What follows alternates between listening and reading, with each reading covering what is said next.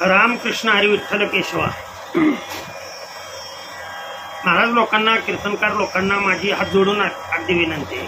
चुकीचे संदेश म्हणजे तुम्ही संसारात राहून काय तुम्ही शेळ्या पाळू नका, मेंढ्या पाळू नका किंवा कोंबडी पालन करू नका, हे असलं काहीतरी चुकीचं सांगू नका हो. किंवा गाय पालन तुम्ही करू नका, तुमच्याकडून पाप घडतंय काय, तुम्ही हे न कळत तुम्ही खटकाला विकताय, कसाबाला विकताय आणि त्यामुळे तुमच्याकडून पाप होतंय, असे कमेंट्स आले. लक्षात आलं का? आणि असं चुकीचं सांगितलं जाते बऱ्याच कीर्तनकारांकडून. तर त्यांच्या माहितीसाठी मी अगदी प्रोत्सह बरं का, म्हणजे पुराव्यासह अंगिरा ऋषींची कथा तुम्हाला सांगतोय. अंगिरा ऋषी हे फार मोठे महात्मे महर्षी. त्यांचा एक गोपमाल नावाचा शिष्य होता आणि तो शिष्य इतका आदर्श होता आणि ज्ञानासाठी आपल्या गुरूंकडून ज्ञान घेण्यासाठी इतका एकाग्र झालेला होता.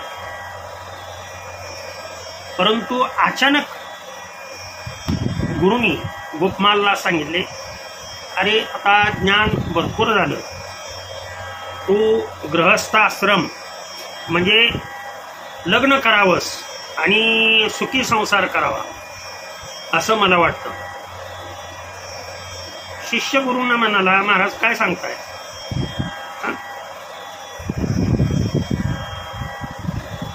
संसार हा संसारामध्ये राहून सुख प्राप्ती होणं शक्य आहे का? मला माहित नाहीत का संतांची प्रमाणा. संसार दुःख मूळ चोकडे इंगळ, मला माहित नाहीत का? तरी सुद्धा आपण सांगताय. ब्र शब्द न करता गुरूंची आज्ञा म्हणून गृहस्थाश्रम स्वीकार. पुढे काय घडतं पहा, अतिशय महत्वाची हा दृष्टांत आहे आणि डोळं उघडणारा दृष्टांत आहे. माऊलींच्या ओवीसह मी हा दृष्टांत सांगतो. गुरुची आज्ञा ही सर्वश्रेष्ठ मानून गृहस्थाश्रम गोपमाल मी स्वीकारला, लग्न केलं. पर कर्मधर्मानुसार लक्षात ठेवा, संकटे ही संसारामध्ये, संसार याची पोडच असे असं माध्यम जिथे संकटाचा सार आहे. म्हणजे पाऊल उचललं की संकट आहे, की त्याला संसार म्हणतात. लक्षात आलं तुमच्या? संकट संसार शब्द लक्षात ठेवा. मग तुम्ही का सोडत नाही महाराज असं मनात बऱ्याच जणांच्या आला असेल. बरेच जण मला म्हणतात बरं का आवर्जून, महाराज आहात तुम्ही, कीर्तन करता, आयुष्य गेलं तुमचं कीर्तन करण्यामध्ये, पण शेळी पालन करणं हे पाप आहे. मी म्हणतो असू दे बा, मला लागू दे पाप, दुःख भोगायची माझी तेवढी तयारी. काय बोलायचं अज्ञानी व्यक्तीला, काय बोलायचं? महादुष्काळ पडला लक्षात ठेवा आणि काम कुठे भेटतं ना. त्यामुळं अन्न वस्त्र निवारा या मनुष्याच्या 3 गरजा असतात. त्या गरजा भागवणं त्या शिष्याला, गोपमाल नावाच्या शिष्याला अवघड जाऊ लागलं.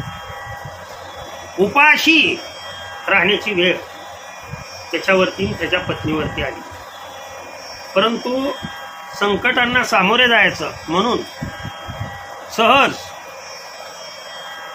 दारामध्ये गाय असते, ती गाय आपण विकून आपला उदरनिर्वाह करू शकतो आणि दुष्काळ नाहीसा झाला की पुन्हा आपण गायी खरेदी करू शकतो असा विचार केला आणि ती गाय विकली. परंतु न कळत गायी पाळणाऱ्याला विकण्याच्या ऐवजी कसाबाला विकली गेली. आणि हे नंतर त्यांच्या लक्षात आलं, त्या शिष्याच्या नंतर लक्षात आलं बरं की माझ्याकडून एवढ्या मी गुरूंच्या कडून ज्ञान घेतलं, परंतु अज्ञान रूपाने अज्ञातपणे माझ्याकडून हे कृत्य घडलं आणि त्या पापाची मला भोगल्याशिवाय पर्याय नाही. हा रात्रंदिवस विचार, माझ्याकडून पाप घडलं, माझ्याकडून पाप घडलं, माझ्याकडून पाप घडलं. झोप नाहीशी झाली. अनेक दिवस गेले असे लक्षात. ते पत्नीच्याही लक्षात आलं की आपल्या पतीच्या मनामध्ये काहीतरी चलबिचल विचार चालू आहे. तिने धाडस केलेलं नाही विचारायचं, परंतु तिच्या लक्षात आलं की काहीतरी आपले पती म्हणजे गोपमाल हे काहीतरी चुकीचा निर्णय घेतील म्हणून ती नुसती अशी तोंडावर पांघरून घेऊन झोपायची आणि झोपेचं सोंग करायची. एक दिवस असा उजळला, लक्षात ठेवा. या पापाची सजा भोगण्यासाठी मला ग्रहत्याग करून वनवास म्हणजे अरण्यामध्ये प्रभूचं चिंतन केलं पाहिजे, तरच माझ्या दुःखाचा किंवा माझ्या पापाचा नाश होऊ शकतो. म्हणून एका रात्री बरोबर 12:30-1च्या दरम्यान हळूच लुप्त झालेली आकृती विचार करून अशी झाली. परंतु ते पत्नीच्या लक्षात आलं. या दारातून ते निघाले की मागच्या दारातून जाऊन पुढे रस्त्यावर उभा राहिले. बाहेर पाऊल टाकणार तेवढ्यात त्यांच्या समोर त्यांची पत्नी दिसते. आणि ती पत्नी लक्षात ठेवा विचारू लागली, कुठे चालला आहात? तर माझ्या हातून हे पाप घडलेलं आहे आणि मी ते पाप माझं सर्व नष्ट व्हावं म्हणून मी वनामध्ये चाललो. तर तू काय मला प्रतिबंध करू नकोस, तू जाऊन घरी झोप. नाही म्हटली, मी तुम्हाला रोखण्यासाठी अजिबात आलेली नाही. जर तुम्ही अरण्यामध्ये निघालात तर मीही तुमच्या बरोबर येणार.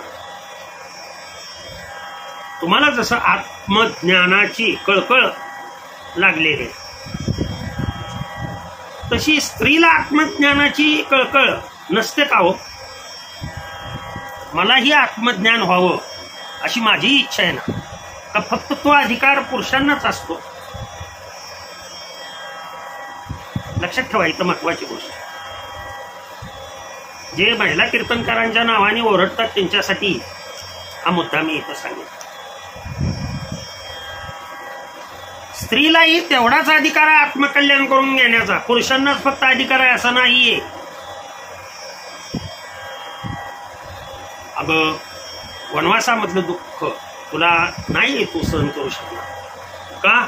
तुम्ही सहन करू शकता, मी नाही सहन करू शकत. आपल्या पतीला म्हणजे गोपमालला निरुत्तर केलं, लक्षात ठेवा. आणि दोघे एकमेकाच्या मागे रातोरात चालू लागले. त्या अंधारामध्ये एक आकृती स्पष्ट त्यांना चालत असताना समोरून अशी येताना दिसली. गोपमालने लगेच ओळखलं, हे आपले गुरुवर्य अंगिरा ऋषी महर्षी अंगिरा आहे. नतमस्तक झाले. मस्तक तो ठेंगणा तरी संताची या चरणा. अनेक प्रमाण वरती हा दृष्टांत तुम्ही देऊ शकता. काय परिवर्तन होतं? संतांच्या चरणावरती मस्तक ठेवल्यानंतर, गुरुच्या चरणावरती मस्तक ठेवल्यानंतर कशा पद्धतीनं बुद्धिपालन आणि काय फायदा होतो, आत्मज्ञानाची कशी प्राप्ती होते, त्याच्यासाठी हा दृष्टांत तुम्ही वापरू शकता. पुढे म्हटले, गुरुवर्य माझ्या हातून पाप घडले, ते सांगायची म्हटली आवश्यकता नाही मला. तुम्हाला दोघाही उभयतांना, पती पत्नींना आत्मकल्याणाची इच्छा झालेली आणि त्यामुळे तुम्ही गृहस्थ आश्रमाचा त्याग करून तुम्ही दोघे जण वानस्थ आश्रम कडे निघालेला आहात. परंतु म्हणले तुम्हाला हे माहित आहे का,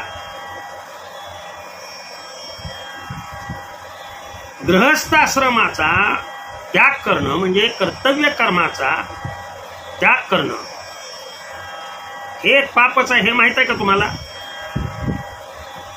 ज्ञानेश्वरी तुम्ही वाचली नाही का? कोण म्हणताय? अंगिरा ऋषी. मी मुद्दाम बोलतोय बरं काय, जे महाराज लोक अलीकडे सांगतात. आणि शिष्याडाणी असेल, अज्ञानी शिष्यांना योग्य ज्ञान देणं हे कीर्तनकारांचं कार्य, महाराज लोकांचं कार्य. त्यामुळे तुम्ही अभ्यास करा ना. चुकीचं काहीतरी सांगू नका, त्याच्यापेक्षा न सांगितलेलं चांगलं. आलं का लक्षात? चुकीचं उत्तर देण्यापेक्षा अबोल राहणं हे शहाणपणाचं पहिलं लक्षण. परंतु हे करू नका, ते करू नका. गुरुवर्य म्हणाले, सर्व काही तुझ्या हातून घडलंय ते मला माहित नाही, फक्त तू दुःखी झालाय. दुःखाला कारण हे आहे, ते कर्तव्य कर्म मी केलंय. आलं का लक्षात? ते कर्म माझ्याकडून घडलंय आणि मला ते पाप भोगावं लागणार, अशी कर्तृत्व शक्ती लक्षात आलं का? मी केलंय,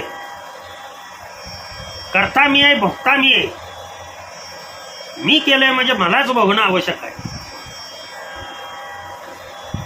ही कल्पना बाळ मनातून काढून टाक. कोण सांगतंय हे? कोण सांगतंय? गुरुवर्य अंगिरा ऋषी. आणि म्हणून बरं का लक्षात ठेवा, माऊलींनी सांगितले, संसारात राहूनच आसोनी संसारी जीवे वेगू. हरिपाठाकडे पाठ करू नका हो, एक एक अभंग आचरणात आणा. आणि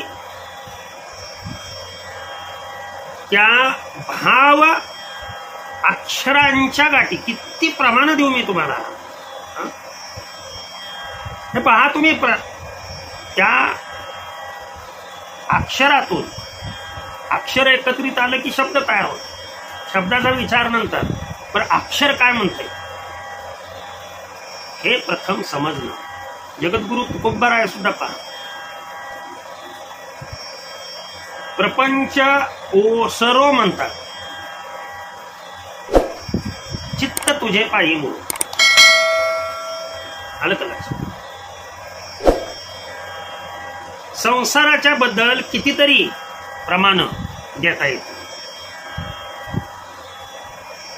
सोडीला संसार का टाकीला संसार का त्यागला संसार, बघा प्रमाण वेगवेगळे अभंग काय आहेत ते.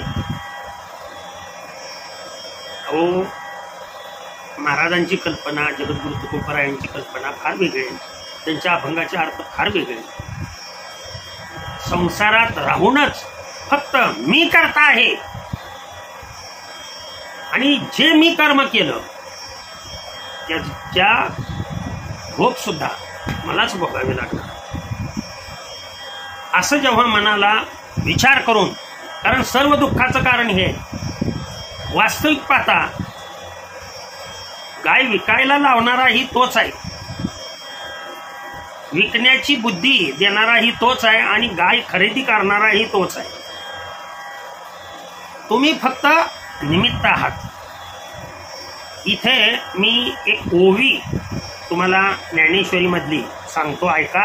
ज्ञानेश्वरीचा 18वा अध्याय. काय यामध्ये तया सर्वात्मका ईश्वरा स्वकर्म कुसुमांची विरा पूजा केली होय अपारा तोषा लागी. जर अर्थ याचा जर पाहायचा म्हटलं तर कर्म करायला लावणारा ही तोच आहे. मग कर्माचा कर्ताही तोच असेल तर फळ जे मिळणार आहे त्या कर्माचं ते फळ भोगावं, भोगता कोण असणार आहे सांगा? ईश्वरच असणार. सरळ माऊलीनी ओवी प्रगट करून सांगितले. किंवा दुसऱ्या अध्यायामध्ये बरं का, ज्ञानेश्वरीच्या दुसऱ्या अध्यायामध्ये एक ओवी आली, तुम्हाला वाचून दाखवतो मी. दुसऱ्या अध्यायामध्ये ओव्या ही देखे जे तुलाले कर्म निपिजे ते तुले आदि पुरुषी अर्पिजे तरी परिपूर्ण सहजे जहाले जाणे.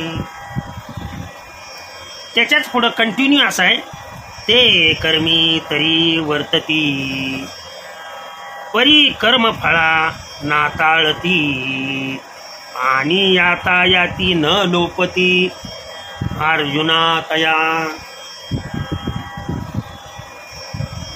गोपमाल नावाच्या शिष्याला अंगिरा ऋषी सांगतात, अरे हे कर्म करायला लावणारा कोण आहे? करता कोण आहे? ईश्वरच आहे. मग ईश्वर जर करता असेल तर गाय विकण्याचे कर्म करणाराही तोच आहे आणि त्यापासून गोहत्येचं वाहतकाचा भोगताही तोच आहे.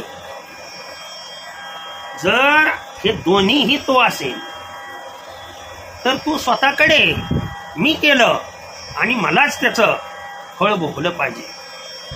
हे कशासाठी म्हणतोयस? फक्त तू जे कृत्य केलं, जे कर्म केलंस ते कर्म, फक्त केलेलं कर्म हे फक्त कर्माचं कर्तृत्व आपल्या स्वतःकडे न घेता ते ईश्वर चरणी अर्पण करून संसारातील ही जी कृत्य होणार आहे, कर्म होणार आहे, ती भगवंताच्या इच्छेशिवाय होऊ शकत नाही, घडू शकत नाही.